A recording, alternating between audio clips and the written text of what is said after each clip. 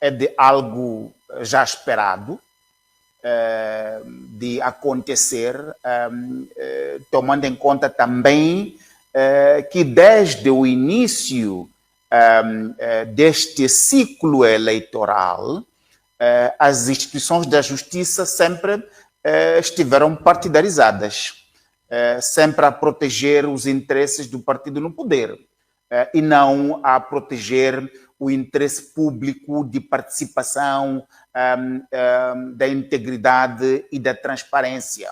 Então, não surpreende que hoje tenha sido montado e organizado este expediente, que é um expediente da judicialização da política, é um expediente da instrumentalização da justiça para atender fins políticos imediatos, porque claramente não atendem àquilo que é a necessidade e a urgência de um diálogo nacional transparente, aberto, inclusivo, para que possamos ter paz, estabilidade e progresso no nosso país. Para quem acompanha a política moçambicana, como viemos acompanhando desde 1994, esses expedientes são parte sempre da política em Moçambique, para enfraquecer os oponentes, para colocar os oponentes preocupados em se defender a si próprios,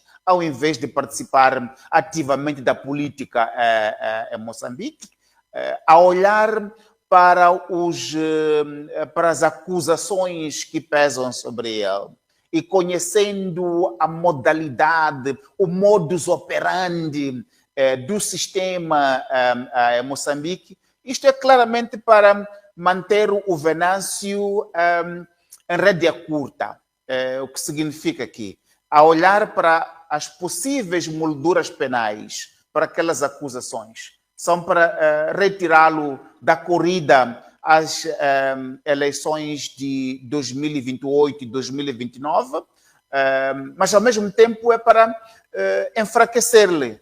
Ele tem estado, mesmo depois do fim do processo eleitoral, tem estado a fazer viagens pelo Ocidente, viagens pelo mundo, a fazer política e a participar da política moçambicana, que é isso que os políticos fazem, na verdade. Então, esses expedientes são mesmo para enfraquecê-lo, são mesmo para intimidá-lo e são mesmo para colocar-lhe ali na possibilidade de ser impedido de participar, e até este expediente, na forma e no timing em que ele aparece, pode ser um instrumento para impedir a legalização do partido político dele, que ele tenta fazer isso. Os políticos em democracias participam através de partidos políticos, e os partidos políticos têm que estar legalizados.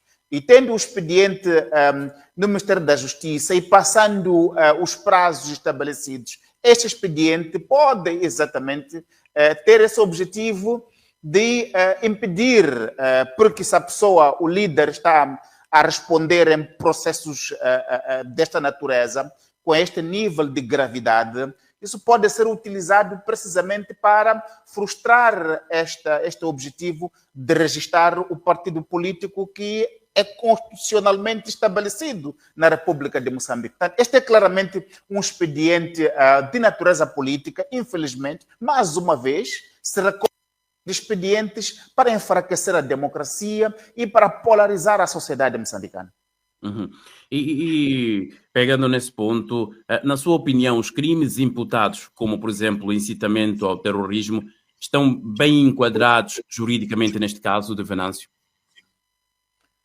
Bom, o Moçambique está neste momento vítima de terrorismo que acontece em Cabo Delgado.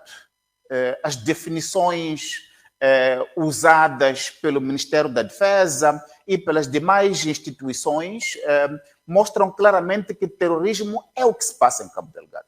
O que nós vivemos depois das manifestações, depois das eleições fraudulentas, isto tem que ser dito claramente, houve manifestações convocadas pelo Venâncio Mondlane, mas que atingiram aquele nível por causa da repressão policial.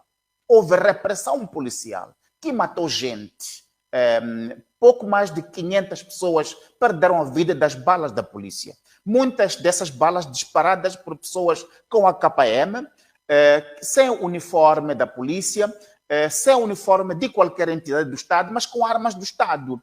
Quem não viu aquelas imagens todas na Eduardo Mondlane e muitos desses sítios onde pessoas que deviam proteger o Estado de Direito Democrático, deviam proteger o direito à vida e os direitos humanos, estavam ali a disparar para matar.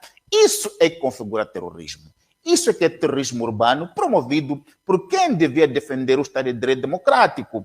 Então, os políticos em situação como esta, como aquela que se viveu, mobilizam as suas pessoas. E essas são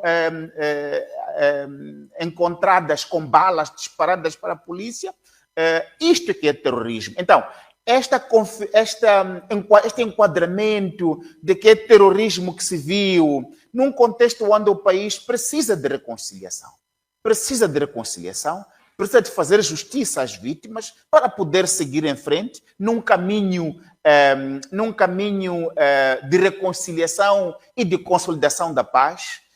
Bastante infeliz, bastante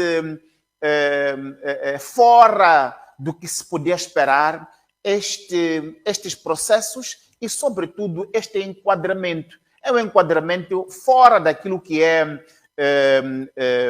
o quadro político de participação, mesmo de manifestações que são previstas pela Constituição da República depois das eleições. Portanto, é bastante forçado este enquadramento de dizer que houve incitação ao terrorismo.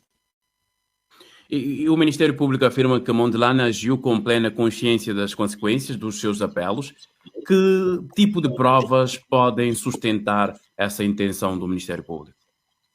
Bom, não sei, estamos para ver. O Ministério Público elencou na sua acusação, estamos a ler, elementos que diz que consubstanciam a prova, tem inclusivamente prova testemunhal. Isso tudo em sede do julgamento.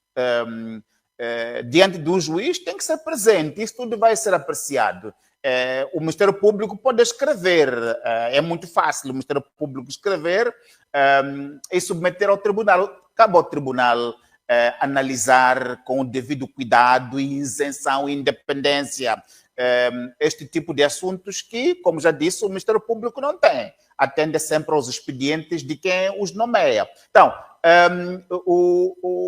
não nos parece, por aquilo que todos nós assistimos das lives do Venâncio Mondlane, tenha havido ali incitação ao terrorismo. Pode até ter algo ligado à desobediência, por exemplo, isso está claro ali, mas em relação ao terrorismo nos parece bastante forçado e nos parece atender, como já disse antes, a um expediente de natureza política com o objetivo de silenciar os oponentes ao poder do dia.